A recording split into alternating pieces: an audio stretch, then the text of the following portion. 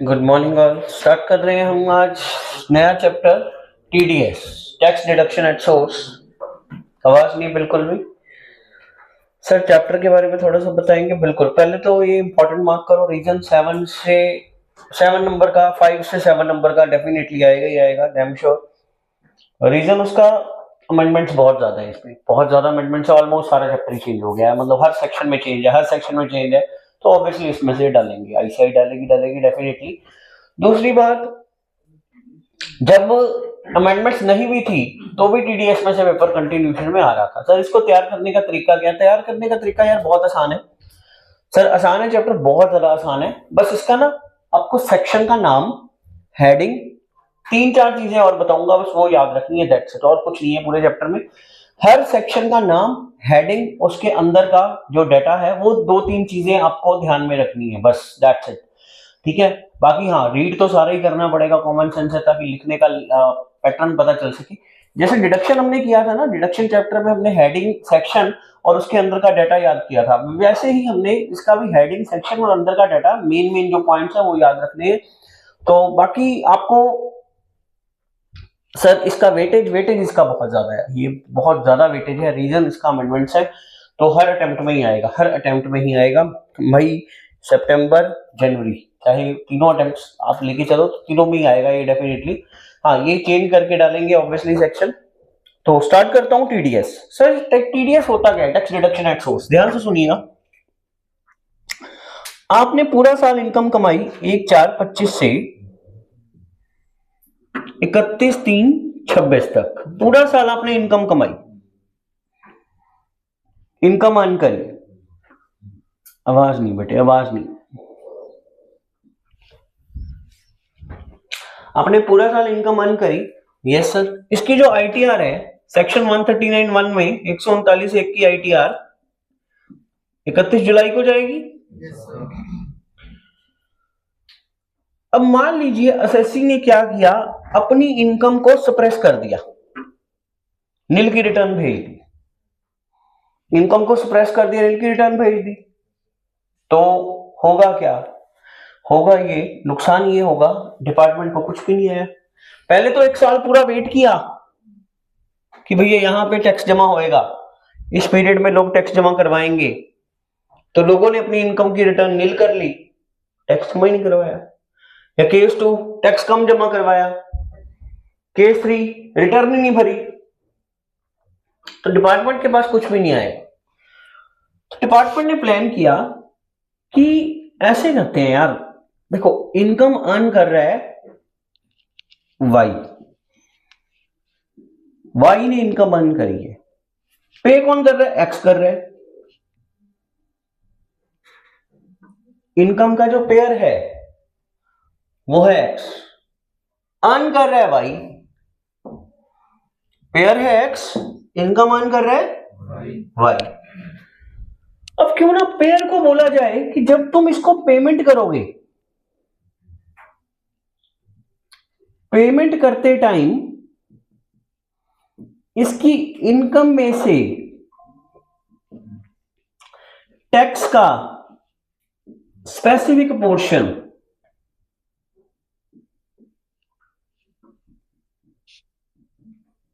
Deduct कर लो, करके government को जमा करवाओ, गवर्नमेंट को डिपॉजिट कराओ। गवर्नमेंट का मतलब यहां पे इनकम टैक्स डिपार्टमेंट।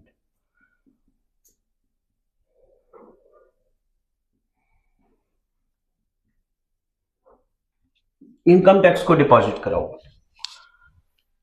तो जो उसकी इनकम में से टैक्स का स्पेसिफिक पोर्शन, परसेंटेज जो भी डिपार्टमेंट ने सेट किया है, वो जमा करवाओ इनकम टैक्स को, तो इसको बोलते हैं टीडीएस,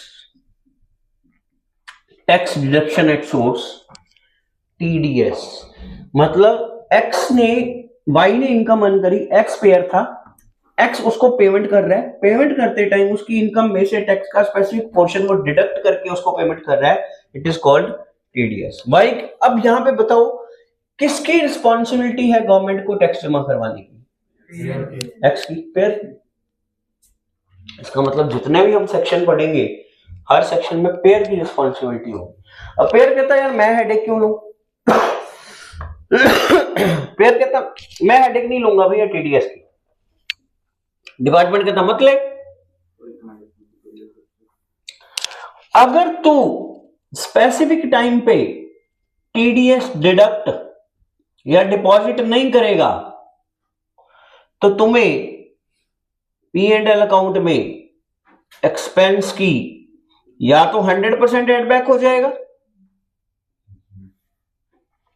या फिर 30% एडबैक हो जाएगा। याद है हमने P&L में पीजीबीपी में किया था कि अगर सेक्शन 40A1 40A2 उसमें करे थे हमने ये पॉइंट्स, उसमें क्या करा था कि अगर अगर अगर अगर कोई नॉन रेजिडेंट को पेमेंट कर रहा है, टीडीएस टाइम पे डिडक्ट नहीं किया या टाइम पे डिपॉजिट नहीं करवाया, due date of filing of return से पहले पहले डिपॉजिट नहीं करवाया, तो आपको डिडक्शन नहीं मिलेगी। अगर इंडिया में रेजिडेंट को कर रहे हो तो 30% एडबैक हो जाएगा। याद है पीजीबीपी में किया था। तो अब पेयर के ऊपर तो ऑब्लिगेशन आ गई कि भैया अगर मैं ये चीज नहीं करूंगा तो मेरे को यहाँ पे डिडक्शन नहीं मिलेगी। ये तो था इसका लॉजिक। ठीक है, what is the meaning of TDS? Tax deduction at source. ठीक है सर, नोट करें नहीं, इसकी कोई नीड नहीं है नोट करने की। ठीक है, नॉलेज के लिए ये करवाया गया है। और उसके बाद स्टार्ट करते हैं TDS.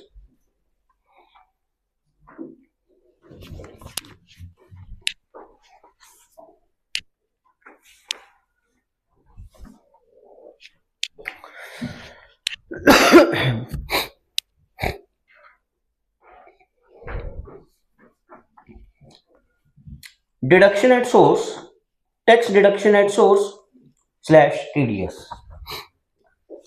Tax is deducted only if the amount is in the hands of receiver। ठीक है जी, साथ में लिख लो, अगर थ्रेशोल्ड लिमिट से कम है, अगर अमाउंट थ्रेशोल्ड लिमिट से कम है, टीडीएस डिडक्ट नहीं होगा। अगर अमाउंट थ्रेशोल्ड लिमिट से कम है, टीडीएस डिडक्ट नहीं होगा।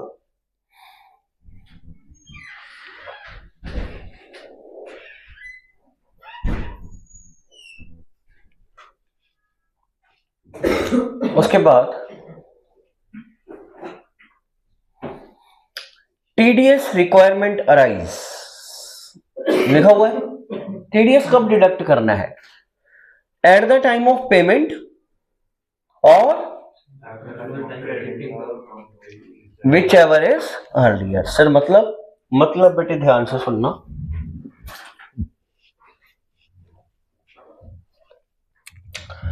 मान लीजिए एक कंपनी है, कंपनी अपने डिबेंचर होल्डर को इंटरेस्ट दे रही है,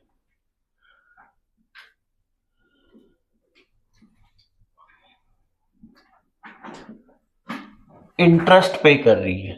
ठीक है जी, अब दो एंट्रीज होती हैं। सबसे पहले इंटरेस्ट को क्रेडिट करते हैं, उसको क्रेडिटर बनाते हैं, उसके बाद इंटरेस्ट की पेमेंट करते हैं। पहले क्या करते हैं, उसके अकाउंट में क्रेडिट कर देते हैं, फिर उसको पेमेंट कर देते हैं। क्रेडिट की एंट्री अलग होती है और पेमेंट की एंट्री, तो वो कहते हैं दोनों में से जो भी अर्लियर है, पेमेंट पहले हुई है या बुक्स में एंट्री पहले है, अगर बुक्स में एंट्री पहले है या पेमेंट पहले हुई है, विच एवर इज अर्लियर। ये क्रेडिट का मतलब हुआ बुक्स में एंट्री।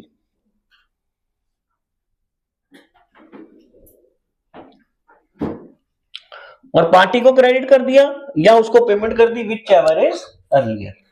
ठीक है जी, पार्टी को क्रेडिट कर दिया या पेमेंट कर दी, which ever is earlier. Notes ले लो। उसके बाद if in few specified cases it is to be deducted at the time of only, साथ में लिखो पेमेंट ओनली। कुछ स्पेसिफाइड केसेस में क्रेडिट को नहीं देखा जाता, सिर्फ पेमेंट को ही कंसीडर किया जाएगा, पेमेंट ओनली। सर टीडीएस के रेट्स क्या है? टीडीएस के रेट्स बेटे अलग अलग हैं, 1%, 2%, 5%, 10%, 30%। बट हाँ, और ये टीडीएस के ना स्टैंडर्ड रेट है, कोई हेल्थ एंड एजुकेशन सेस नहीं, कोई सरचार्ज नहीं, कुछ नहीं, सीधा ही लगेगा जो भी रेट है उसका। पर दो केसेस में अगर पेमेंट करिए नॉन रेजिडेंट या फॉरेन कंपनी को, या सैलरी के केस में सरचार्ज, हेल्थ एजुकेशन सेस सब कुछ लग जाएगा। ठीक है जी। अगर पेमेंट नॉन रेजिडेंट को करिए उस केसेस में surcharge, health and education cess सब लग जाएगा। बाकी अदर केसेस में कभी भी surcharge, health and education cess नहीं लगना, सीधा स्टैंडर्ड रेट लगेगा। सिंपल सिंपल जो भी रेट है वही माइनस होगा। सबसे पहले करेंगे हम सेक्शन 192 सैलरी। सेक्शन 1 सर वो कौन से केसेस हैं करेंगे डिस्कस बेटे साथ साथ ही। सबसे पहले हम करेंगे 192 सैलरी। सर सैलरी में क्या? यस बेटे, हर सेक्शन में ना तीन चीजें आपको ध्यान में रखनी है। एक तो पेयर कौन है? पेयर है यहां पे एम्प्लॉयर। दूसरा आएगा टाइम, टाइम ऑफ डिडक्शन। तीसरा होता है रेट, एम्प्लॉयर आएगा, सॉरी एम्प्लॉयर क्या मैंने, एम्प्लॉयर। रेट, रेट आ जाएगा। चौथा आ जाएगा थ्रेशोल्ड लिमिट।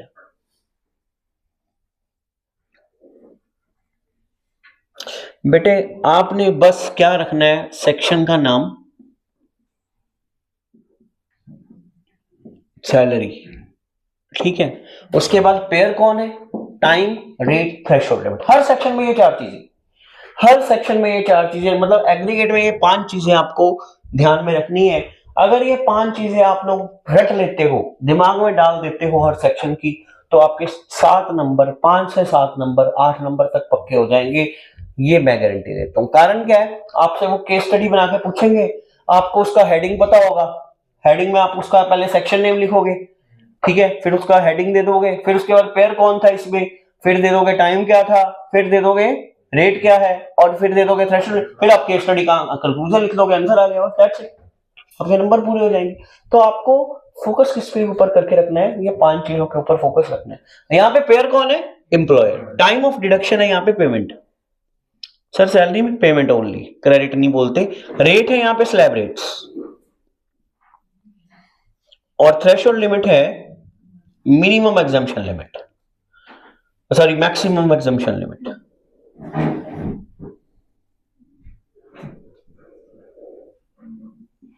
सर मतलब समझाएंगे? मैं कह यस। देखो ध्यान से सुनना।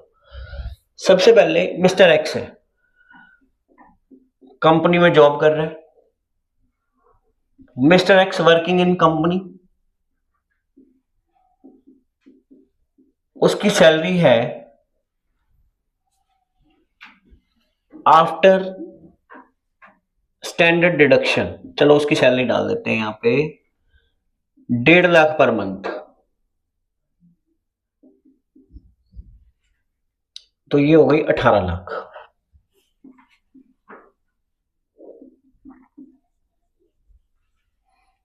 सैलरी उसकी हो गई 18 लाख, लेस सेक्शन 16 एक ए, आगे पढ़ोगे आप, स्टैंडर्ड डिडक्शन, मैं न्यू रिजाइम मान के चल रहा हूं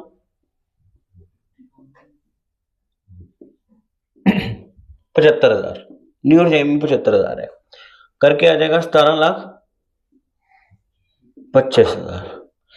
बेटे 17,25,000 का, सर इसकी अदर सोर्सेज वगैरह उसने कोई इंफॉर्मेशन नहीं दी, फिलहाल सैलरी का बताया हुआ है। तो बोलो बच्चों इसका इनकम टैक्स कितना बनेगा, न्यू रिजाइम।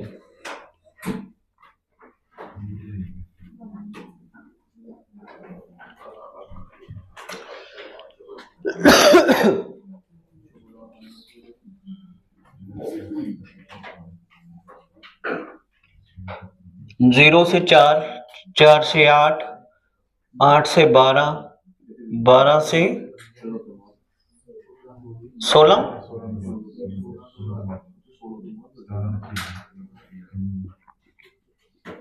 नील, यहाँ पे कितना था, तो अमाउंट कितनी आई थी 20,000 ना। पॉज करना।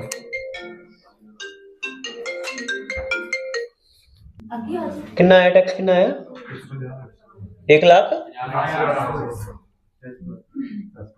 1,50,000 इंक्लूडिंग सेस है ना। हाँ सेस डाल के इनकम टैक्स इतना बन गया, ठीक है। होप सो आपको ये तो आता ही होगा।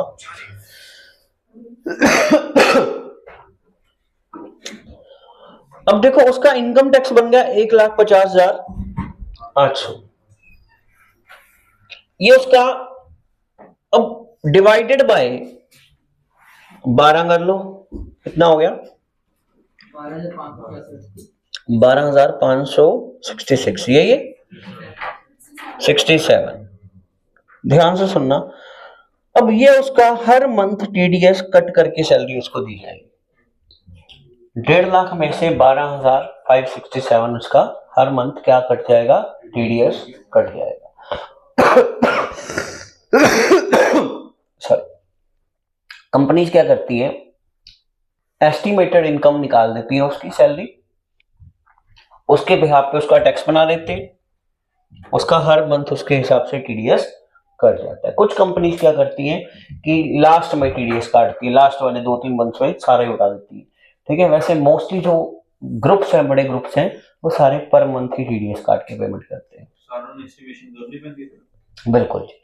एस्टिमेटेड क्या, आपके एग्रीमेंट के ऊपर लिखा ही होता है, अपॉइंटमेंट लेटर के ऊपर, कि आपको इतनी सैलरी मिलनी है, ठीक है। जो भी बीच में कोई अगर मान लीजिए कोई बोनस आ गया, स्पेशल कुछ आ गया ड्यूरिंग द ईयर, कुछ एक्स्ट्रा मिल गया, ठीक है, वो आपका लास्ट वाले मंथ में एडजस्ट हो जाएगा, वहां पे टीडीएस ज्यादा बढ़ के कट जाएगा और क्या होगा, ठीक है। तो वो आपकी उतनी एडजस्टमेंट हो जाएगी। तो मतलब इनकम फ्रॉम सैलरीज सेक्शन 192 में टीडीएस कटता है।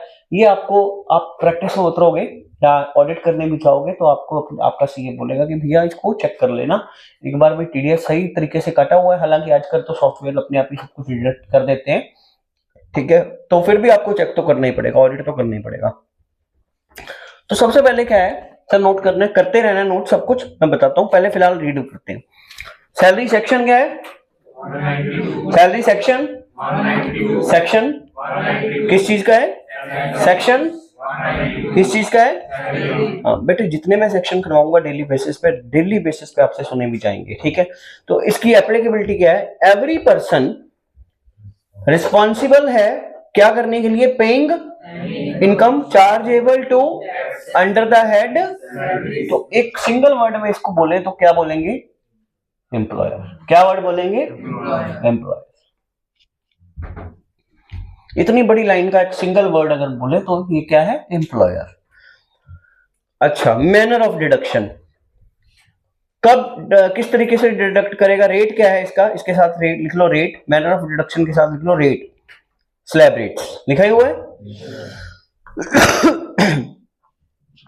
Such income tax to be calculated, income tax computed on the basis of slab rates in force relevant financial year के, on the estimated total income of the assessee, therefore the liability to deduct tax source in case of salary arises only at the time of payment, time है इसका payment. और threshold limit रहेगी maximum exemption limit. बेटे अगर उसकी common sense है 12 लाख से salary कम है तो टीडीएस नहीं कटेगा, क्योंकि उसको 87A मिल जाएगा 60,000 तक, पता ही आपको, तो उसका टीडीएस नहीं कटेगा।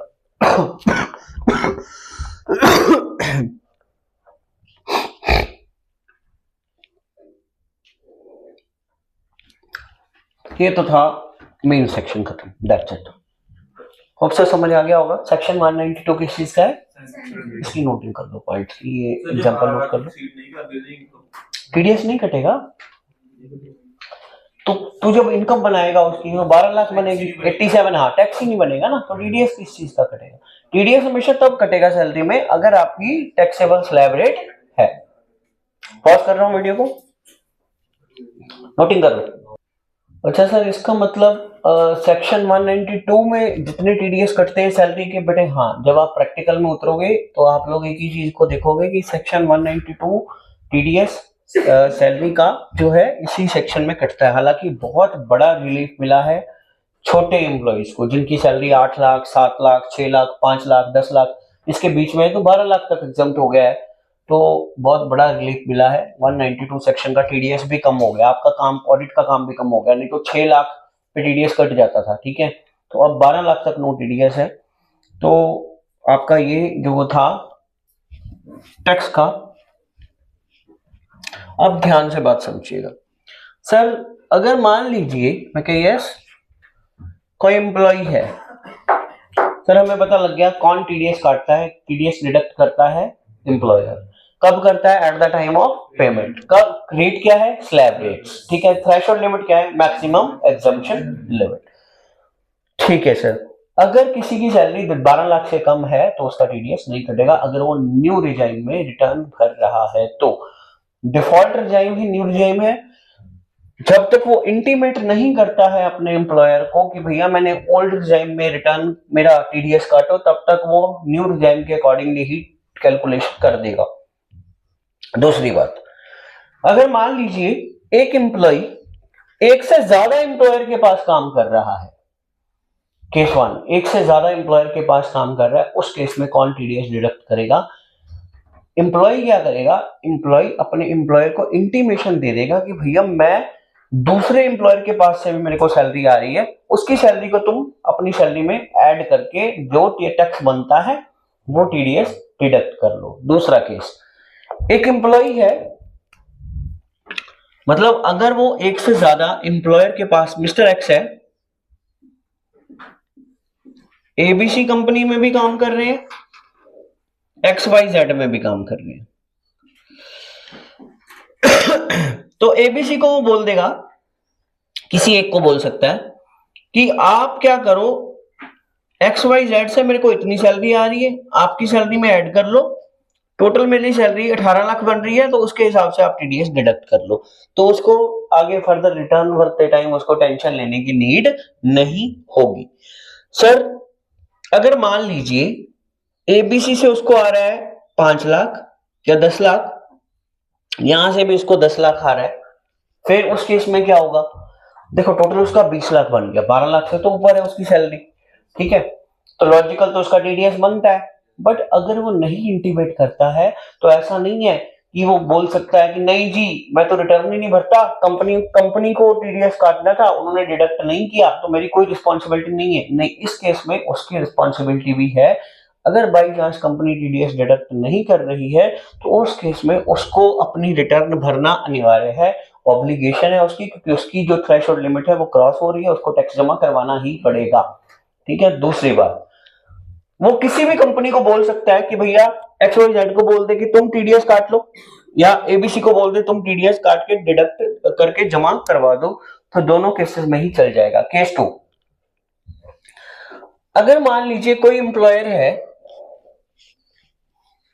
कोई एम्प्लॉय है, पहले वो अप्रैल से सितंबर तक उसने एबीसी में जॉब की, अक्टूबर से मार्च तक उसने XYZ में जॉब की, तो उस केस में टीडीएस कौन काटेगा? उस केस में बेटे ऐसा होगा कि अगर तो एबीसी ने टीडीएस डिडक्ट कर लिया है उन 6 महीनों का, तो वाई क्या बोलेगा, एक्स क्या बोलेगा कि जब XYZ के पास जाएगा, ठीक है, तो उसको बोल देगा कि पहले मेरी इतनी सैलरी थी, उसमें ऑलरेडी टीडीएस डिडक्ट हो चुका है, जो रिमेनिंग पीरियड है उसके हिसाब से सैलरी बना के तुम टीडीएस डिडक्ट कर लो, ठीक है। मेरा इतने पीरियड का, इतने मंथ, इतनी सैलरी थी, उसके हिसाब से टीडीएस डिडक्ट हो चुका है, तो तुम क्या करो, उसकी कैलकुलेशन करके उसको सैलरी को ऐड करके रिमेनिंग पीरियड का जो भी टीडीएस बनेगा वो डिडक्ट कर लो, ठीक है। तो रिमेनिंग पीरियड का टीडीएस ओनली, तो वो आप डिडक्ट कर सकते हो। तो इसमें लिखा हुआ है in the cases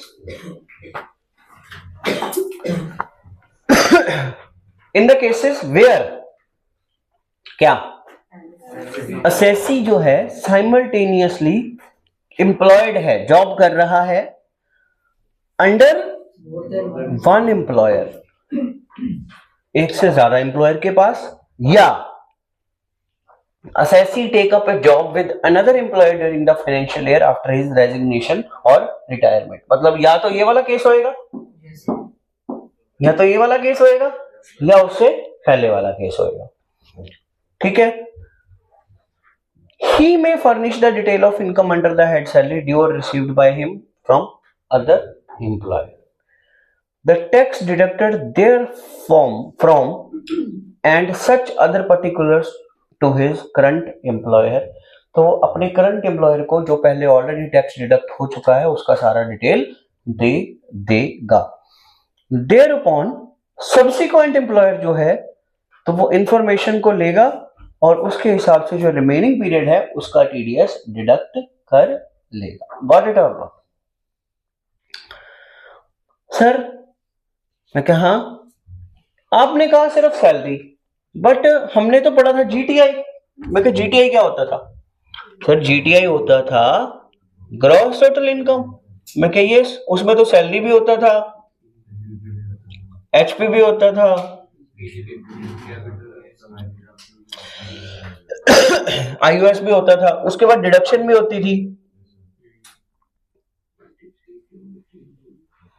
80C to. Sir ये तो ओल्ड रिजाइम में थी ना? हाँ ओल्ड रिजाइम में थी, बिल्कुल बताना मेरा फर्ज है, ये सारा कुछ था। तो क्या एम्प्लॉयर को ये सारी इंफॉर्मेशन में एम्प्लॉय दे देगा? बिल्कुल, अगर वो देना चाहता है तो एम्प्लॉयर को ये अदर हेड की इंफॉर्मेशन प्लस डिडक्शंस के बारे में तो डेफिनेटली वो बता देगा।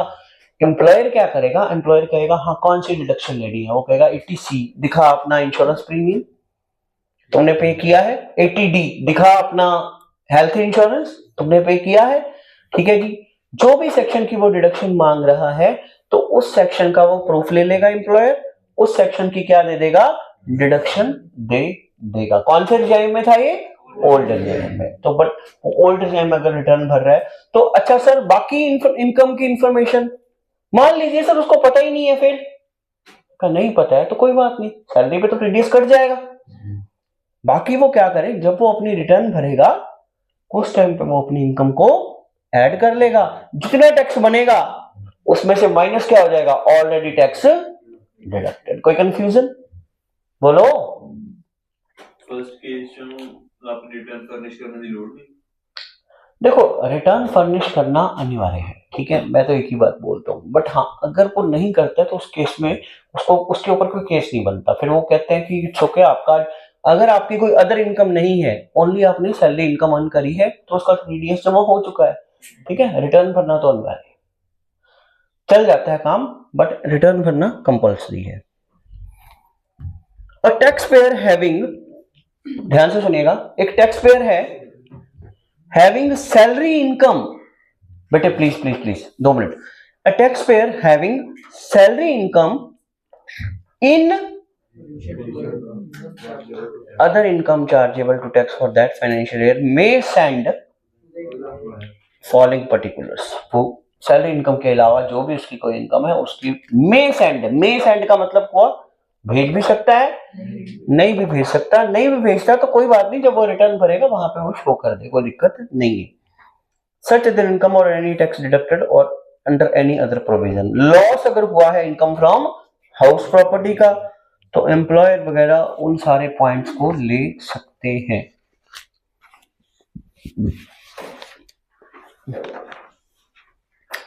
उसके बाद क्या लिखा है?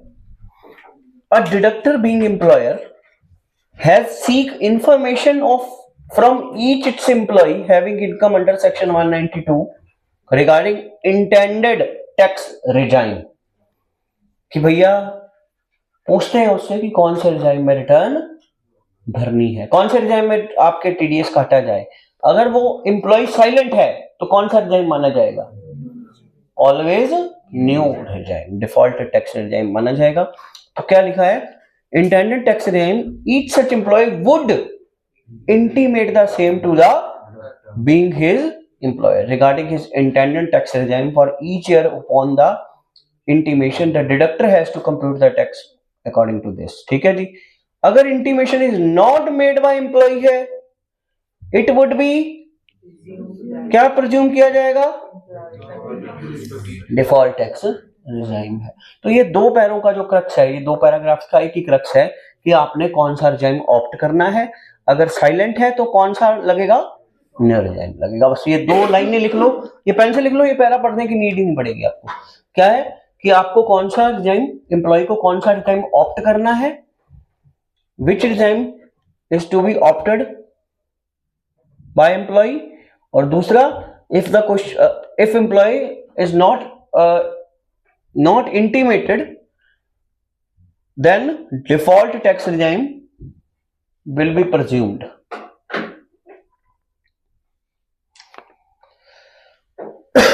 कौन सा regime ऑप्ट करना है, और अगर कुछ भी नहीं मेंशन तो हमेशा डिफॉल्ट टैक्स regime ही माना जाएगा।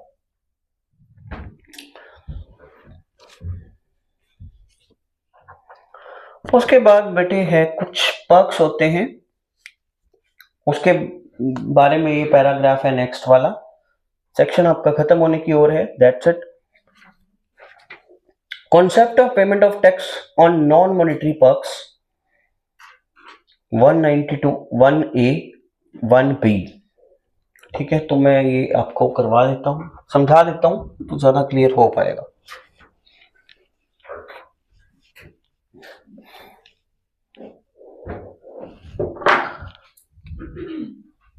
देखो बेटे, इनकम फ्रॉम सैलरी चैप्टर में आप लोग करोगे इनकम फ्रॉम सैलरी। हो सकता है जो बच्चे अब वीडियो लगा रहे हैं नेक्स्ट बैच वाले, तो उनका सैलरी हो चुका है, बट इस बैच में मैंने लास्ट में करवाया। तो इनकम फ्रॉम सैलरी में आपकी आती है सबसे पहले बेसिक सैलरी। थोड़ा सा डीप जाने लगा हूं, ध्यान से समझिएगा। फिर आते हैं आपके अलाउंसेस। अलाउंसेस सैलरी के अलावा अलग से जो आपको पैसे दिए जाते हैं वो अलाउंसेस बोलते हैं, पंजाबी या हिंदी में भत्ता बोलते हैं इसको। उसके अलावा आपको पर्क्स मिलते हैं। सर पर्क्स क्या होते हैं? पर्क्स बेटे जैसे मान लीजिए आपके एम्प्लॉयर ने आपको कार दे रखी है, आपके एम्प्लॉयर ने आपको रहने के लिए घर दे रखा है, आपके एम्प्लॉयर ने आपको कोई और बेनिफिट दे रखा है, घूमने के लिए ट्रिप दे दिया, ठीक है, क्या कोई मेडिकल ट्रीटमेंट करवा दिया, लंच या मतलब फूड प्रोवाइड कर दिया, ठीक है। तो इस तरीके के जो बेनिफिट्स हैं वो पर्क्स होते हैं। तो ये सबका टोटल होता है सैलरी। पर्क्स दो तरह के होते हैं, एक तो होते हैं मॉनिटरी पर्क्स, आपको कैश दे दिया, एक होता है non monetary perks. Non monetary perks में आपको कार मिल गई कंपनी की ओर से, मोबाइल फोन मिल गया, लैपटॉप मिल गया, कोई एसेट्स मिल गए, घर मिल गया रहने के लिए। तो ये सारी चीजें क्या है, नॉन मॉनिटरी पर्क्स। तो वो कहते इसको बोलते हैं नॉन मॉनिटरी पर्क्स। ठीक है, तो समझाने के लिए, the concept of payment of tax on non monetary perquisites has been provided in section 192 1A 1B। ठीक है, तो ये करवाने से पहले मैं नीचे वाली एग्जांपल पिक करूंगा। मिस्टर ए एक एम्प्लॉयर है, gross salary including allowances and monetary perks कितनी है, 7,30,000 टू हिज जनरल मैनेजर। उसके अलावा वो नॉन मॉनिटरी पर्क दे रहे हैं कितने के, 1,20,000 के। तो उसने ऑप्ट करी है कौन से रिजाइम, ओल्ड रिजाइम। तो वो कहते हैं शिफ्ट आउट, वही option to old default tax regime shift out है ना, तो ओल्ड रिजाइम ऑप्ट की है। What is the tax implication in the hands of Mr. A, the employer and the general manager, the employee? Sir salary कितनी थी उसकी, 7,30,000। Non monetary perks कितने हैं,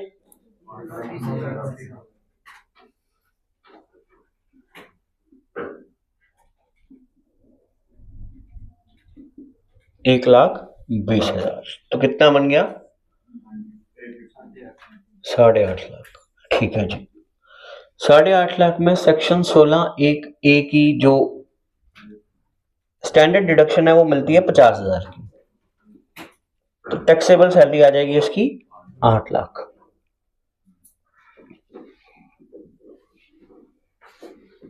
रजाइम कौन सा है? Old regime. बोलो बच्चों, इसका इनकम टैक्स कितना बनेगा?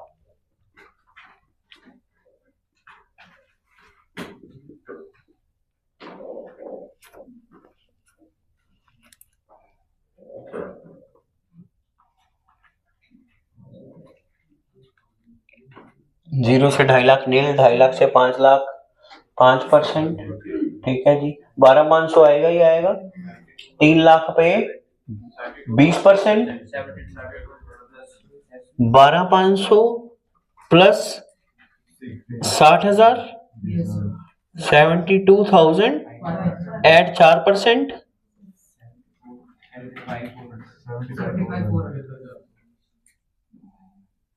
ये कितना आ गया अमाउंट? 2900, ठीक है जी। HEC आ गया।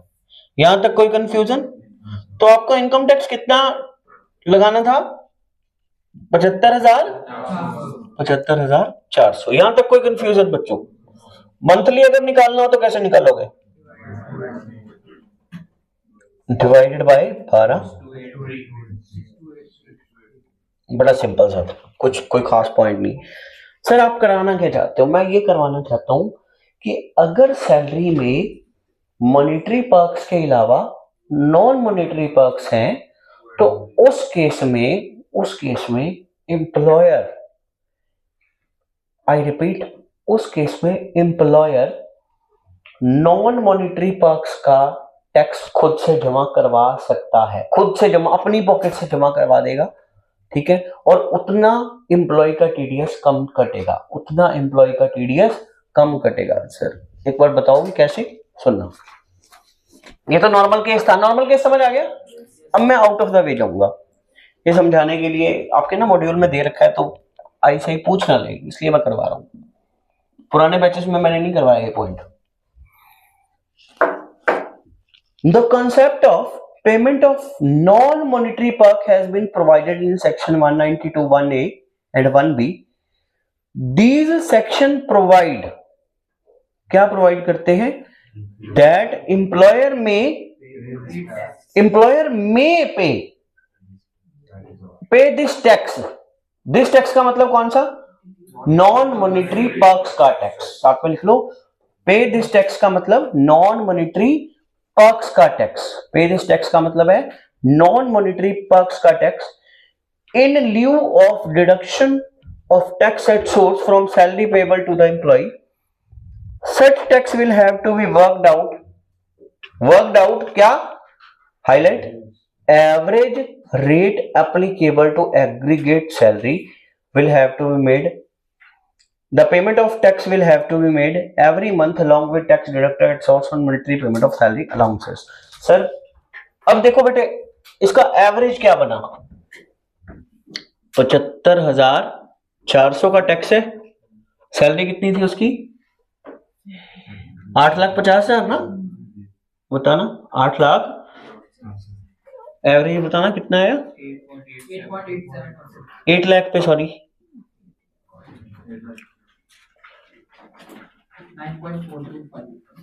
9.425%। 8 लाख पे आएगा ना नेट टैक्सेबल सैलरी पे। टैक्स कितना बना? टैक्सेबल सैलरी पे टैक्स बना उसका 75,400, तो 9.425%। तो वो क्या करेंगे? 1,20,000 का 9 अमाउंट इज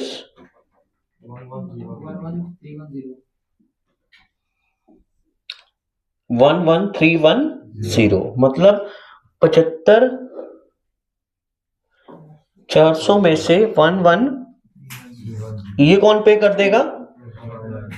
एम्प्लॉयर में पे, इतना एम्प्लॉयर में पे कर लेगा और बाकी कितना बचा? 090। ठीक है जी, ये उसका टीडीएस पर मंथ डिडक्ट हो जाएगा। वैसे स्टैंडर्ड तो यही है, रूल तो यही है, बट अगर दयालु एम्प्लॉयर है, इतने दयालु होते नहीं एम्प्लॉयर वैसे, ठीक है, प्रैक्टिकल बात कर देता हूं। अगर वैसे स्टैंडर्ड यही चलता है, रूल यही है बट अगर एम्प्लॉयर अपने एंड पे नॉन मॉनिटरी वर्क के ऊपर टैक्स देना चाहता है तो वो किस तरीके से कैलकुलेट किया जाएगा? सबसे पहले नॉर्मली स्टैंडर्ड रेट पे टैक्स निकाल लिया, जितनी सैलरी आई एवरेज रेट बन गया, average rate non monetary works पे लगा के उतने का टैक्स कौन जमा करवा देगा? एम्प्लॉयर जमा करवा देगा। दैट्स स्टैंडर्ड वही है, मैं रिपीट करता हूं एक बार फिर से, रूल चलता वही है मार्केट में। बट अगर अगर अगर एम्प्लॉयर दयावान है, वो कहता है मैं नॉन मॉनिटरी का टैक्स खुद की जेब से जमा करवा देता हूं, ठीक है, तो वो जमा करवा सकता है। उसके बारे में ये पॉइंट है, बट दैट्स नोट कर लो। Any query? पॉज कर रहा हूं। एम्प्लॉई का जो सेक्शन 192 सैलरी, ध्यान से सुनिएगा। सबसे पहले बेटे घूम फिर के चार बातें ही हैं। कौन कौन सी? पेयर कौन है? एम्प्लॉयर। डिडक्टर कौन है? एम्प्लॉयर। टीडीएस कौन काटेगा? एम्प्लॉयर। कौन काटेगा? एम्प्लॉयर। रेट क्या रहेगा? Slab rate. अच्छा, लिमिट टाइम क्या रहेगा? पेमेंट। टाइम क्या है? पेमेंट। और उसके बाद थ्रेशोल्ड लिमिट, स्लैब रेट्स। जो भी मैक्सिमम एग्जम्पशन लिमिट है वही है। अगर आपकी सैलरी टैक्सेबल दायरे में नहीं आ रही है तो आपका टीडीएस नहीं कटेगा। आज की डेट में जो एग्जम्पशन लिमिट है वो चली गई है 12 लाख पे, रिबेट मिल जाता है 87 का। तो इसके कारण क्या है कि आपको टीडीएस देने की नीड नहीं है। जिसकी सैलरी साल की 12,75,000 रुपए है, 12,75,000 से भी ऊपर ही चला जाएगा, ठीक है, तो उसको टीडीएस जमा करवाने की नीड नहीं है, उसको टीडीएस डिडक्ट करवाने की नीड नहीं है। गॉट इट और नॉट? क्लियर है सर? उसके बाद सेकंड सेक्शन है बेटा, premature withdrawal from employ provident fund, section 192E। Sir ये क्या होता है? ध्यान से सुनना।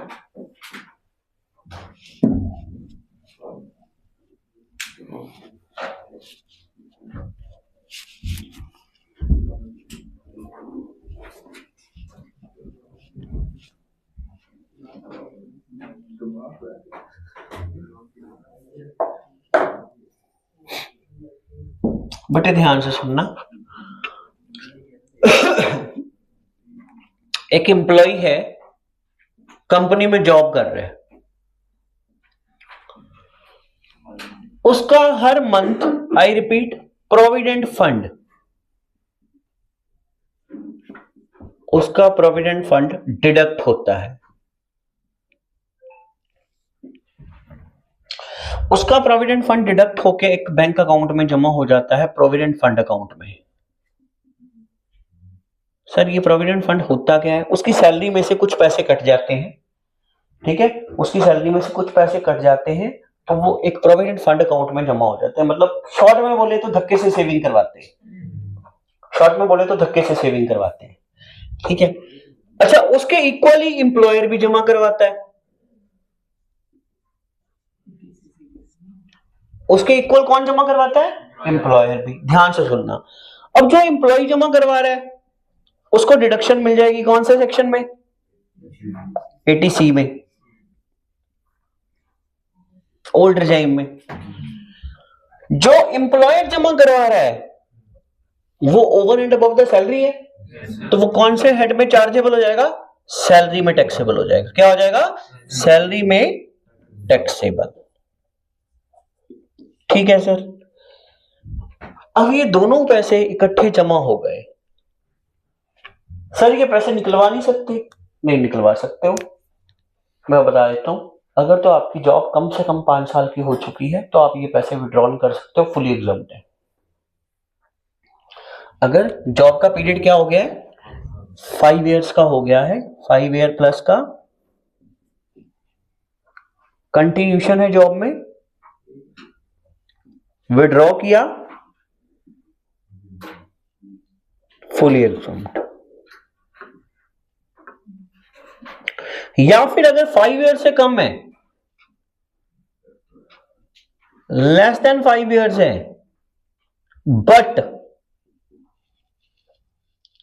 बट स्पेसिफाइड केस है। स्पेसिफाइड केस मतलब लाइक बीमार हो, सिकनेस हो गई, एक्सीडेंट हो गया,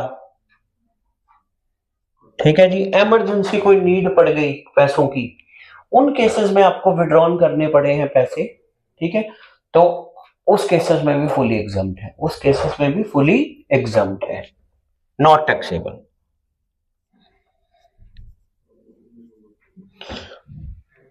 केस 1 हो गया फुली एग्जम्प्ट, केस 2 भी फुली एग्जम्प्ट। केस 3 ध्यान से सुनना,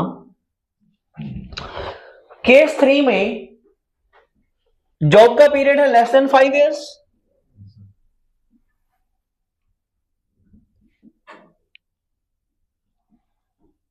और प्रोविडेंट फंड से विड्रॉल कर रहे हो, जॉब का पीरियड है लेस देन 5 इयर्स और प्रोविडेंट फंड से विड्रॉल कर रहे हो अदर रीजंस, मतलब इन दोनों में से कोई भी रीजन नहीं है, घूमने जाना है जी, घर को रेनोवेट करना था, बर्थडे आ गया, मैरिज आ गई, कोई वैसे कोई खर्चा आ गया, कार लेनी थी वैसे विड्रॉ कर रहे हैं, पैसे इकट्ठे हो गए तो लोन विड्रॉ कर देते हैं, कईयों को सेविंग बचती नहीं है तो विड्रॉ कर लिए, ठीक है। तो भारत सरकार कहती है भैया अगर तुम विदाउट कोई रीजन विड्रॉ करोगे, ठीक है, तो pre mature withdrawal from employ provident fund, section कौन सा है 192A, अगर इन रीजंस के बिना आप विड्रॉल करोगे, ध्यान से सुनना, तो आपको जब विड्रॉल के टाइम पे, जब भी विड्रॉल के टाइम पे विदाउट इन रीजंस आप विड्रॉल करोगे तो आपको टीडीएस काट के पेमेंट मिलेगी।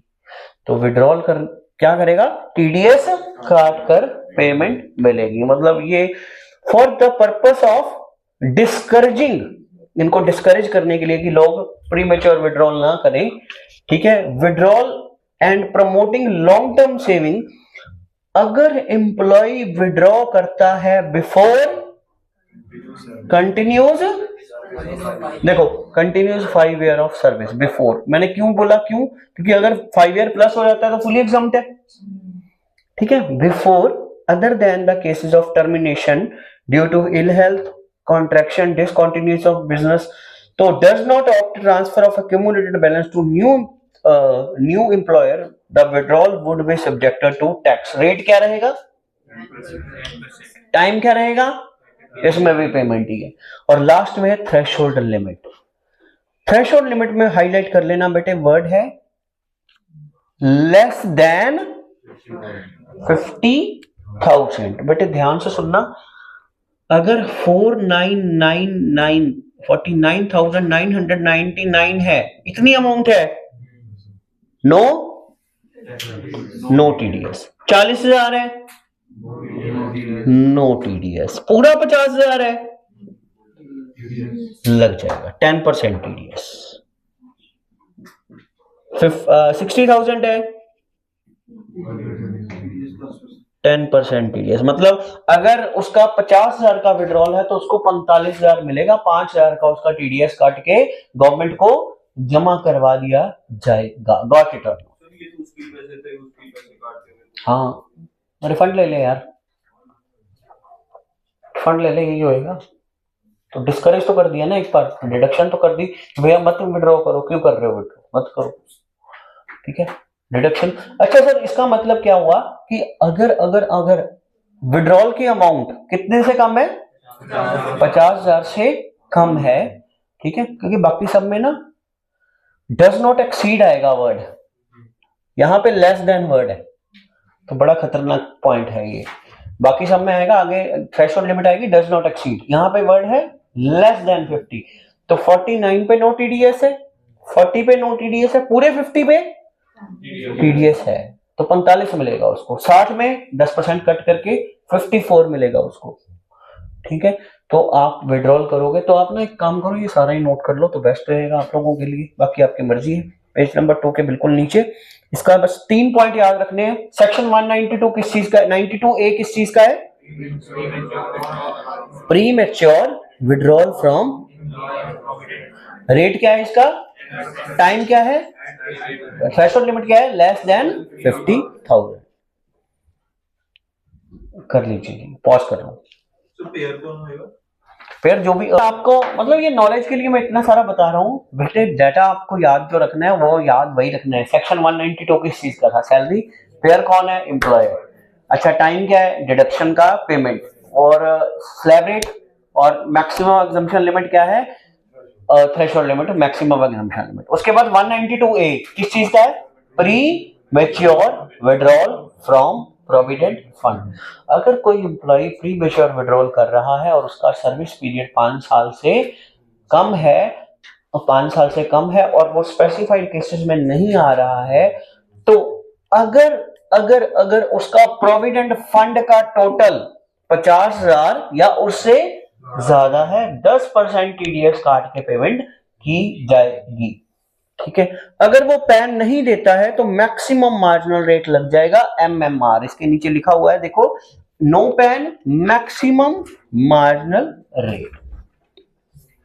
अगर वो पैन कार्ड नहीं जमा करवाता है तो मैक्सिमम मार्जिनल रेट तक का टीडीएस लग जाएगा। एमएमआर क्या होता था?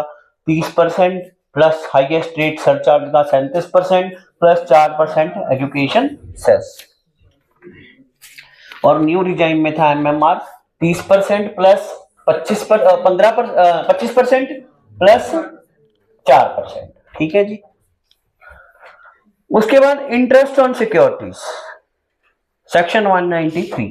बटे कोई भी कंपनी है, कोई भी सिक्योरिटीज है, कोई भी बॉन्ड्स हैं, उन पे जब ब्याज देना है, उन पे जब ब्याज देना है, इसमें भी अमेंडमेंट हुई है, तो टीडीएस काट के डिपॉजिट करवाना है। तो पहले इसमें लिमिट होती थी 5,000, अब हो गई है 10,000। ठीक है, थ्रेशोल्ड लिमिट में चेंज आया इसमें। एवरी पर्सन रिस्पॉन्सिबल है for paying to resident any income by the way of interest on securities. Highlight कर लीजिए, interest on securities, section 193। Rate क्या है इसका? 10%। टाइम बेटे, टाइम इसमें अलग है। देखो, पहले 2 सेक्शन में टाइम पेमेंट था, इसमें सेक्शन क्या है? इसमें है क्रेडिट और पेमेंट विच एवर इज, इसमें टाइम है क्रेडिट और payment which ever is earlier. Pen से लिख लो थ्रेशोल्ड लिमिट 10,000। पेन से लिख लो, थ्रेशोल्ड लिमिट लिखा नहीं हुआ, पेन से लिख लो थ्रेशोल्ड लिमिट 10,000। ब्रैकेट में, if amount of interest does not exceed ₹10,000, no TDS. If amount of interest does not exceed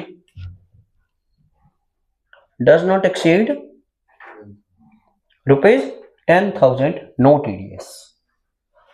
मतलब मान लीजिए मैंने 8,000, कंपनी ने 8,000 का ब्याज पे किया है तो टीडीएस नहीं लगेगा। 11,000 का किया है, टीडीएस। पूरे 10,000 का है, नो टीडीएस। पूरे 10,000 का है, ठीक है सर। इसके अलावा बेटे नीचे वाले केसेस में टीडीएस नहीं लगता। कौन कौन से बॉन्ड्स के ऊपर? नेशनल डेवलपमेंट बॉन्ड्स, टीडीएस काट के नहीं मिलता, पूरे पैसे मिलते हैं। 7 year saving certificate, power finance corporation, Indian railway finance corporation, LIC, GIC, any security issued by company where security is in demat form। उसके बाद debenture issued by public sector company to individual HUF by account pay check up to ₹10,000, cooperative society, 8% saving bonds, 7.75 saving bonds, इनमें TDS नहीं है। Security of central government, state government, इनमें TDS नहीं है। हालांकि 1/10/2024 से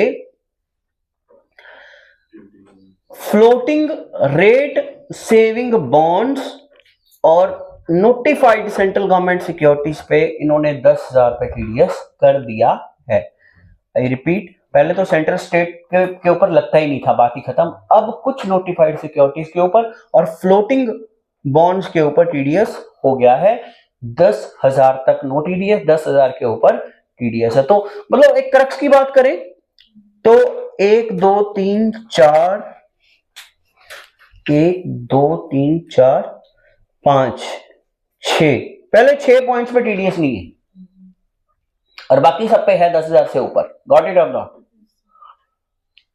क्रक्स तो यही आएगा, पहले 6 पॉइंट्स पे टीडीएस नहीं है, उनमें कोई अमाउंट का चक्कर नहीं है, कोई दिक्कत नहीं है, जितना मर्जी हो, नो टीडीएस। पहले 6 पॉइंट्स पे टीडीएस नहीं है और बाकियों में 10,000 से ऊपर टीडीएस लग जाएगा।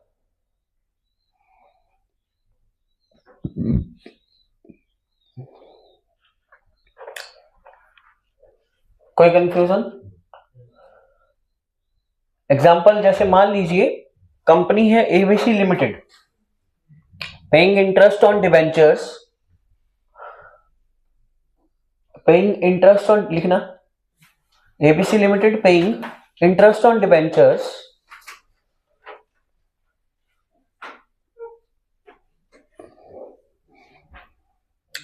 $15,000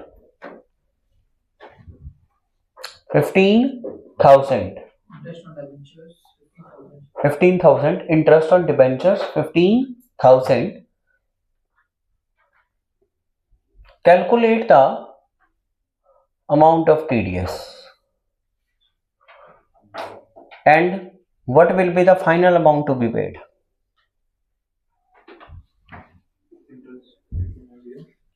$15,000. Calculate the amount of TDS and what will be the final amount to be paid to debenture holder?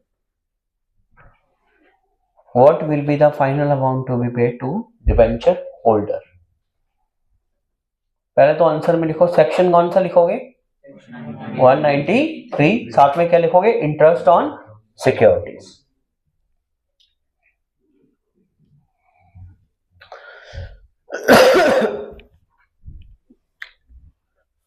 Section आएगा 193, साथ पे आएगा इंटरेस्ट ऑन सिक्योरिटीज।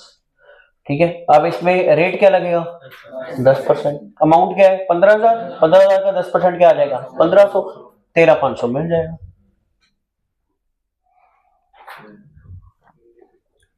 अब ना एक पॉइंट में कनेक्ट करने लगा हूं बेटे, आईयूएस ना एक्चुअली आपने पुराना वाला किया तो उसमें अमेंडमेंट्स की कवर नहीं है, 10,000 की जगह 5,000 है वहां पे वर्ड, तो मैं एक बार फिर से बता देता हूं। अब ध्यान से सुनिएगा, अब क्वेश्चन में लिखा है, मान लीजिए डिबेंचर इंटरेस्ट रिसीव्ड 13,500, तो बेटे आईयूएस में इसको कितना टैक्सेबल करोगे? हाँ, आईयूएस में इसको करोगे डिबेंचर इंटरेस्ट, तो 13,500 डिवाइडेड बाय 100 माइनस 10%, तो 15,000 रुपए आईयूएस में आएगा। कंपनी कितना पे करेगी? 13,500। आईयूएस में कितना टैक्सेबल होएगा? 15,000। कोई कंफ्यूजन? 1500 का आपका टीडीएस कट करके मिला है, तो आपको वो आपके अकाउंट में बोल जाएगा इतना। वो वहां पे आईयूएस में ऐसा है ना, 5,000 ही लिखवाया हुआ है। नहीं 10,000 नहीं है वहां पे, 5,000 है, नोट्स में है चेंज, 5,000 है, 5,000 है वहां पे। आपके नोट्स अपडेट नहीं ना किया आईयूएस की मैंने, क्योंकि वो मैंने एज इट इज ही दे दिए थे, टाइम कम था उस टाइम पे, तो हाँ वहां पे 5,000 है, 10,000 कर लेना, वहां पे 10,000 कर लेना, बस बात खत्म। अच्छा ध्यान से सुनना, नेक्स्ट है, होप से समझ आ गया सेक्शन? yes, अच्छा, what will be your answer in above case? What will be your answer in above case if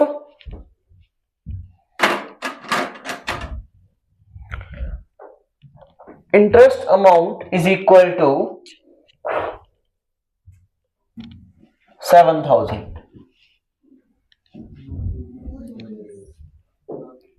no TDS, ठीक है, तो आंसर क्या आएगा? 7,000। बेटे बिफोर अमेंडमेंट ये 5,000 था, अब 10,000 तक हो गया, ठीक है, तो ये ध्यान रखना है आपने। उसके बाद है डिविडेंड, सेक्शन कौन सा है? 194। अगर कोई डोमेस्टिक कंपनी है, डिविडेंड पे कर रही है, तो उसको भी टीडीएस काट के पेमेंट करनी है। रेट रहेगा 10%, थ्रेशोल्ड लिमिट रहेगी 10,000। और यहाँ पे टाइम पेन से लिख लो, टाइम पेमेंट है, इसका भी टाइम ऑफ पेमेंट है, at the time of payment. Pen से लिखो at the time of payment, time pen से लिख लो at the time of payment, at the time of payment.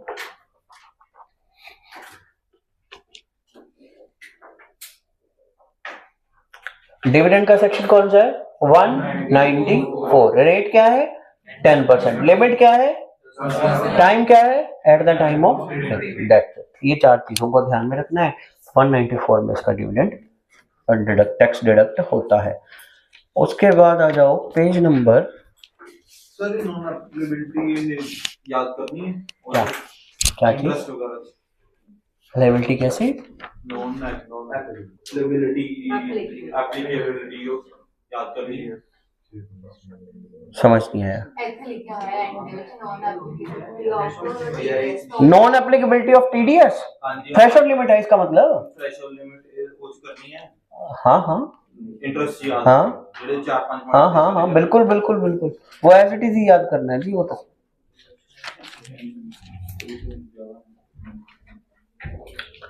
उसके बाद है GIC, LIC, other insurer provided shares owned by them, they fully beneficial interest in such share notified by central government. No TDS होता है इनकी case में। अगला point important, most important for exam, मेरे accordingly ये पेपर में आना चाहिए, ठीक है। 194A, 194A बड़े सालों, बहुत सदियों के बाद, सालों के बाद इसमें अमेंडमेंट हुई है, बड़ी जबरदस्त, ठीक है। 2 अमेंडमेंट्स हुई हैं, तो आना चाहिए। इंटरेस्ट अदर देन सिक्योरिटीज, बेटे ध्यान से सुनना, बैंक इंटरेस्ट, एफडी करवाते हो, ठीक है, तो अदर देन सिक्योरिटी यहाँ पे कवर है। This section deal with the scheme of deduction of tax from the interest other than securities. Securities वाला कौन सा सेक्शन था? Other than security 194A। 194 क्या था? डिविडेंड। 192 क्या था? सैलरी। 192A क्या था? Pre mature withdrawal. 193 क्या था? इंटरेस्ट और सिक्योरिटी। 194 क्या था? डिविडेंड। 194 क्या है? ए क्या है? Interest on other than security, section 194A। This section apply only to interest other than interest on security credited or paid by assessee other than individual HUF। Sir मतलब बेटे I repeat, ये section deal करता है कि अगर कोई pair है, pair कौन है? Other than individual HUF। Pair के साथ लिख लो वर्ड, पेयर लिख के पेन से, पेयर लिख के word other than individual HUF।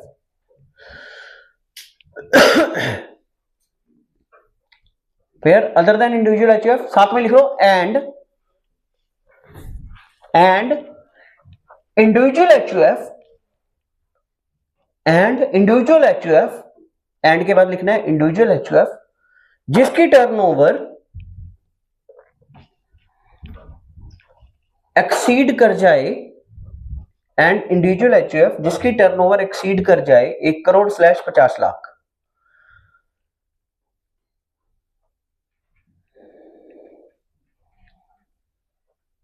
TDS deduct कौन कर सकता है? वो कहते हैं, पहले तो बात ही खत्म कर दी, कौन कर सकता है? Other than individual HUF। But individual HUF कर सकते हैं कौन से वाले? जिनका ऑडिट होता है, एक तरह से यही बात हो गई। 1 करोड़ या 50 लाख एक्सीड कर जाए, जिनका ऑडिट होता है, वो टीडीएस डिडक्ट कर सकते हैं। टाइम ऑफ डिडक्शन, टाइम को हाईलाइट करो, टाइम ऑफ डिडक्शन को हाईलाइट करो। इसमें भी क्या है? क्रेडिट और payment which ever is earlier, credit और payment which ever is earlier. Rate क्या है? 10%। लिमिट क्या है? ध्यान से सुनिएगा बेटे, लिमिट वैसे तो स्टैंडर्ड लिमिट है 10,000, स्टैंडर्ड लिमिट क्या है 10,000। बट अगर कौन है पेयर, कौन है बैंकिंग कंपनी, अगर पेयर कौन है बैंकिंग कंपनी, कोऑपरेटिव सोसाइटी या पोस्ट ऑफिस, तीन पेयर है कौन कौन, बैंकिंग कंपनी, कोऑपरेटिव सोसाइटी या पोस्ट ऑफिस, तो 10,000 नहीं है लिमिट, फिर कितनी है, पहले 40 होती थी, अमेंडमेंट होके क्या हो गई है 50,000, 40 होती थी ये, ठीक है, अमेंड 40,000 कट करके ऐसे लिखना लिख लो, 40,000 होती थी, अब अमेंडमेंट होके क्या हो गई है 50,000। और सीनियर सिटीजन है तो पहले 50,000 होती थी, ये जंप करके 1 लाख कर दी इन्होंने। सीनियर सिटीजन है तो 1 लाख तक नो टीडीएस, मतलब एफडी पर ब्याज माफ कर दिया है, और ब्याज माफ नहीं किया, सॉरी, टीडीएस नहीं लगेगा 1 लाख तक। अगर कोई सीनियर सिटीजन ने एफडी करवा रखी है, उसको इंटरेस्ट आ रहा है, तो 1 लाख तक की अमाउंट पे नो टीडीएस है। और अगर कोई नॉन सीनियर सिटीजन है तो पहले 40 होता था, अब क्या है 50,000 तक नो टीडीएस है। उसके अलावा बेटे टीडीएस नहीं लगता इंटरेस्ट पेड और firm to any of its partner, ठीक है, इसमें भी एक नया सेक्शन इन्होंने इंट्रोड्यूस किया है 194T, करेंगे उसकी बात, ठीक है, तो यहां पे आप लिख सकते हो 194T अमेंडमेंट हुई है, इसमें भी करेंगे इसको भी कवर। उसके बाद सेविंग बैंक अकाउंट, इस पे कोई टीडीएस नहीं है बेटे, सेविंग बैंक अकाउंट में जितना मर्जी ब्याज हो कोई टीडीएस नहीं है। इनकम टैक्स रिफंड पे कोई टीडीएस नहीं है। अगर interest paid by two any bank, LIC UTI इनमें नहीं है, जीरो कूपन बॉन्ड पे नहीं है। अगर इंटरेस्ट पेड और credited by cooperative society to its member है तो भी टीडीएस नहीं है। बस यहां तक, अभी यहां तक सेक्शन को रोकना है। अभी मैं रिपीट करता हूं एक बार फिर से, सेक्शन का नाम क्या था 194A। किन केसेस में टीडीएस, सबसे पहले तो हेडिंग क्या है, इंटरेस्ट अदर देन सिक्योरिटीज, ठीक है। स्टैंडर्ड टाइम क्या है, credit payment which ever is earlier, okay. Pair कौन है, pair other then banking company, individual HUF हो सकता है। इंडिविजुअल एचयूएफ कौन हो सकता है, जिसकी टर्नओवर 1 करोड़ या 50 लाख से ज्यादा है, ठीक है। उसके बाद लिमिट, लिमिट बेटे 3 है, पहली लिमिट है 10,000 स्टैंडर्ड है। अगर पेयर कौन है, बैंकिंग कंपनी, कोऑपरेटिव सोसाइटी या पोस्ट ऑफिस, इस केस में लिमिट 10,000 नहीं है, क्या है 50,000 है। और सीनियर सिटीजन के केस में, ठीक है जी। और नीचे कुछ पॉइंट्स हैं जिनके केस में टीडीएस लगेगा ही नहीं, बात ही खत्म। कौन कौन से पॉइंट्स हैं, saving bank account, income tax refund, interest paid to bank है, एनी बैंक या LIC या एनी इंश्योरेंस को, या जीरो कूपन बॉन्ड या सोसाइटी टू इट्स मेंबर। अगले पेज पे एक नोट लिखा है, नोट क्या है ध्यान से सुनिएगा।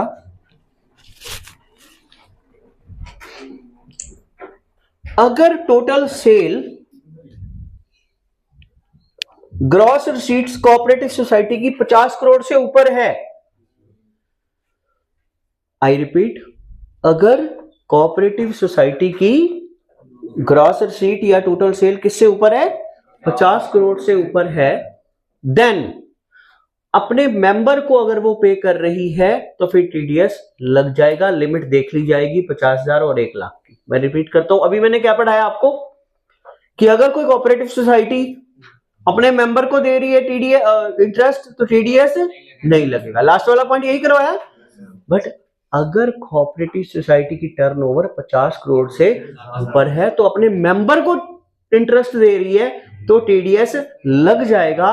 बट अगर इंटरेस्ट की अमाउंट किससे ज्यादा होनी चाहिए, 50,000/1 लाख से ज्यादा हो।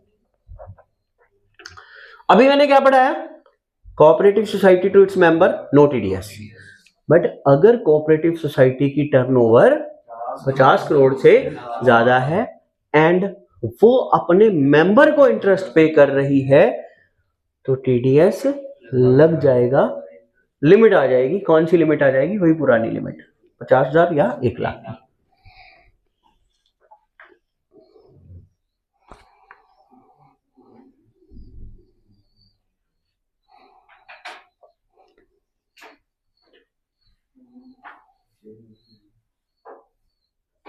हो गया।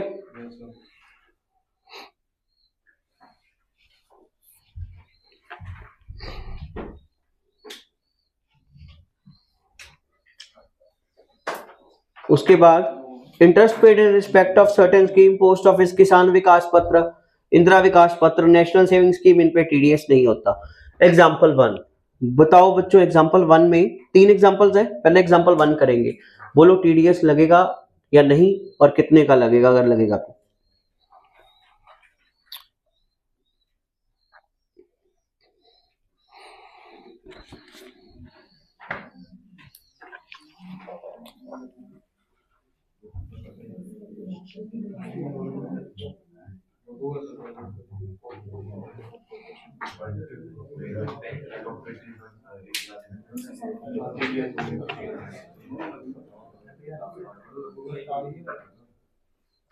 पहले वाले में नहीं लगेगा, नहीं लगेगा।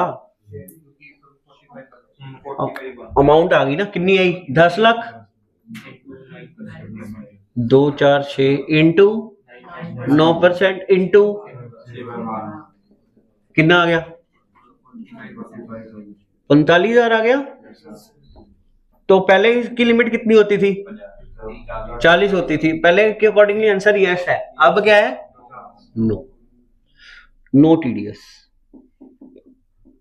बिकॉज थ्रेशोल्ड लिमिट कितनी है? हाँ,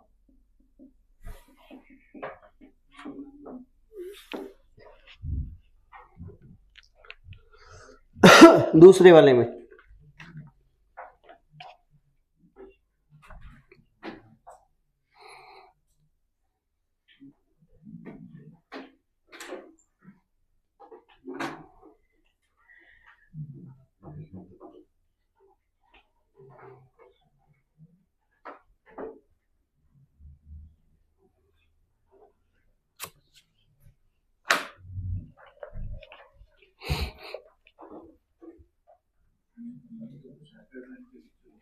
वहां ना 3-3 लाख की जगह 5-5 लाख कर लो आप लोग।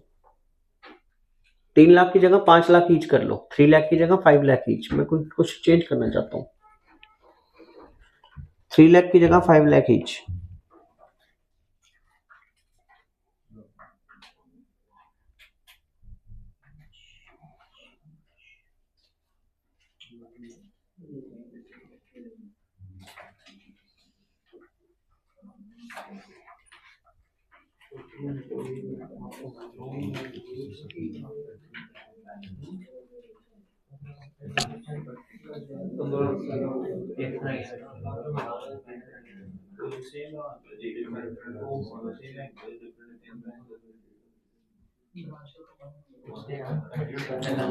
एक सेकंड,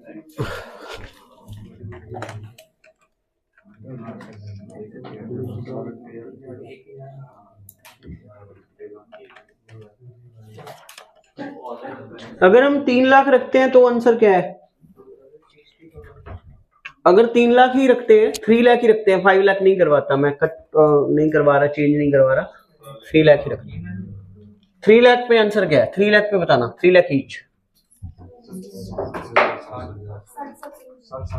नहीं लगेगा या नहीं लगेगा ये बताओ।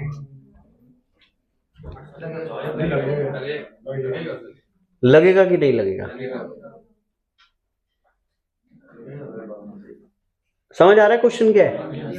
उसने ना 3 लाख इंटू 9/12 कितना आ गया? 20,250 एक ब्रांच में। दूसरी ब्रांच में उसने 3 लाख 9/12 20,250। तीसरी में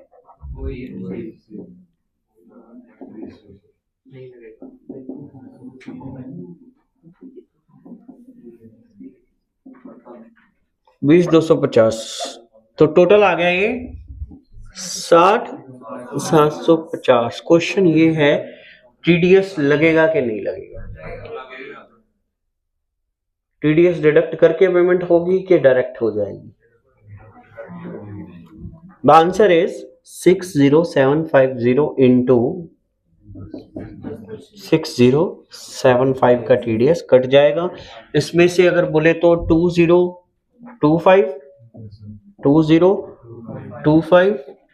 2025 का टीडीएस कट के पेमेंट होएगी, तो अमाउंट आ जाएगी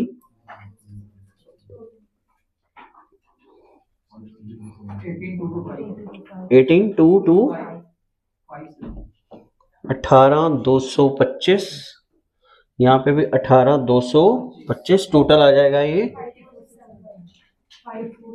54 इतने की उसको अमाउंट मिले। बेटे अगर ये ब्रांचेस की बजाय 3 अलग अलग बैंक होते, HDFC, ICICI और कोटक, हाँ फिर नो टीडीएस हो जाना था, ठीक है, क्योंकि यहाँ पे क्या था कि ब्रांचेस अलग अलग थी, बैंक एक ही था, CBS था, और इसलिए यहाँ पे आंसर आएगा लग जाएगा टीडीएस। बट अगर ये तीनों बैंक ही अलग अलग होते तो फिर टीडीएस नहीं लगना था। कर लीजिए नोट, पॉज कर दो और लिख भी लीजिएगा। अगला क्वेश्चन खुद से करो और आंसर बताओ आप लोग, मैं 2 मिनट का टाइम दे रहा हूँ। आंसर क्या है आपका? वो तो ठीक है, अमाउंट वगैरह कितना?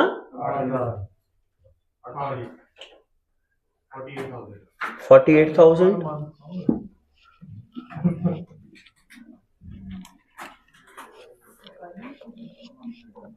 अपना अपना आंसर दीजिए।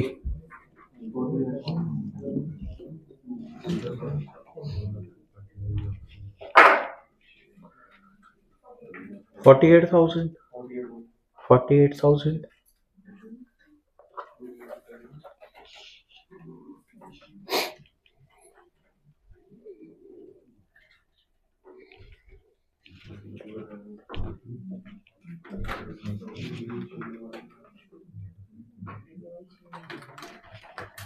हाँ जी 48। क्या आंसर आ रहा है? नहीं होगा, क्या होगा?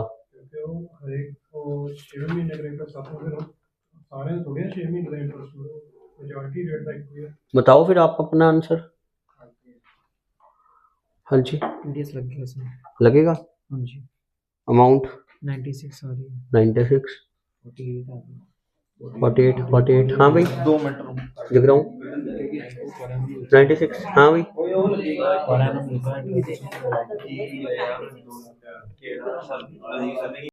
ऑलमोस्ट सारे बच्चों का ही गलत है। 28,000 इज द राइट आंसर। एक मनिंदर सिंह उन्होंने निकाल दिया है दिमाग लगा के, बिल्कुल एक आधा बच्चा ही निकाल पाता है हर बार, तो बिल्कुल सही आंसर है। ठीक है, अब हुआ क्या, उसने ना 1/10 से रेकरिंग डिपॉजिट शुरू किया। ध्यान से सुनिएगा, 1/10/25 मतलब अक्टूबर, नवंबर, दिसंबर, जनवरी, फरवरी और मार्च, ये महीने हो गए 1 2 3 4 5 6। पहले महीने उसने कितने जमा करवाए? 2 लाख। रेट क्या है? 8%, 6/12, तो अमाउंट आ जाएगी 8,000। ठीक है जी 8,000। उसके बाद फिर उसने 2 लाख फिर जमा करवाए, क्योंकि रेकरिंग हर मंथ होता है। 8%, 5/12,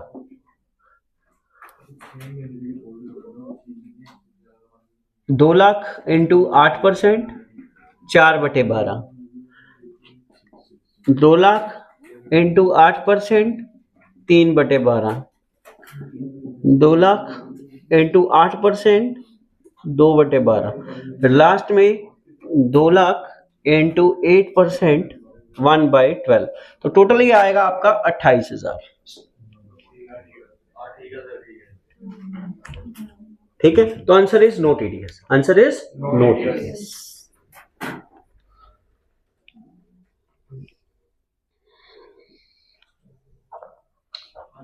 टीडीएस तो इसमें भी नहीं लगना। ठीक है, तो हिंट लिख लो यार, प्रॉपरली लिख लेना, शॉर्टकट बाद में ढूंढते रहोगे 28,000 कैसे निकला।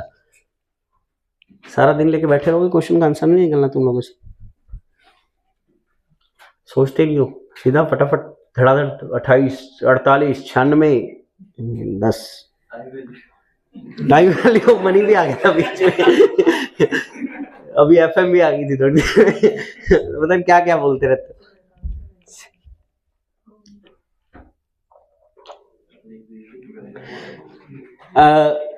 आज के जो मेरे सेक्शंस हैं वो खत्म होते हैं, ठीक है। वैसे तो मैं 15 मिनट और एक्सटेंड करने के मूड में हूँ क्लास, बट चलो वो छोटी क्लास वो वाली कर लेते हैं कवर अप। वो बेचारे बैठे बैठे शायद वो सो रहे होंगे, उठा लेते हैं उनको भी। अच्छा ध्यान से सुनिएगा, सेक्शन हमने आज कौन कौन से करे, ठीक है।